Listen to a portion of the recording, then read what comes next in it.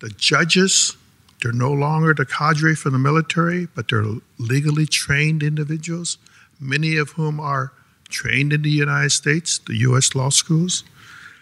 The prosecutors are better informed. They're much more astute now. They're working in real prosecution. In fact, one of the guys that it's just taken over the head of prosecution for China, he was one of the senior vice presidents of the People's Supreme Court. I'm so happy he took it over because this guy is American trained and he understands what's going on. I'm happy to see that the law enforcement is taking root there. I know there's still yet a lot of corruption that occurs within those countries, and it may be not 100% effective, but what's important is that they're beginning to see the light, and somewhere along the line, there's going to be a transition. And I gave you a perfect example what I mean by that. I made comment at dinner last night with my dinner hosts, and I made the statement to say, what's going on with China? I think China's gone a long way. They have now, in their own economy, an industry to which they have to protect.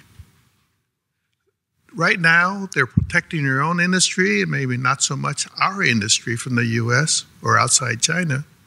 But the fact of the matter is, somewhere along the line, there's going to be an integration in the practice. When you protect one, you have to protect all. And tonight, the Olympics is going on. On 8/8, you saw the opening of the Olympics. Everyone's still marveling at the opening. But behind the scene, can you picture this? It's no different than when I was sitting court in Los Angeles. 1984 Olympics, grand opening, wonderful. But what was going on the streets? Counterfeiters. We were more active than you can ever believe. People like Mark would come into the court and say, seize your order immediately. They have to go out and immediately seize. Of course, they have the appropriate affidavits and whatnot. It's not an emotional thing. But the fact of the matter is, counterfeiters, you have to do it right then and there, right on the spot, or else they're gone. The Olympics is gone. And every major event, you have to have those kind of reactive things. And I'm thinking back in my own experiences in the courts and knowing what I know about the training that we have given to the judges over there in the prosecution, I want to know what's really going on the streets over there with regard to the counterfeiters. Because we were over there in China just a couple of months ago, and if you go into Beijing, you have your official Olympics stores where everything is officially copyrighted, and you can buy everything there, and they're official, no counterfeits. On the streets, you'll still find counterfeits, but the government's clamping down. Why? Because what I said earlier, there's self-interest.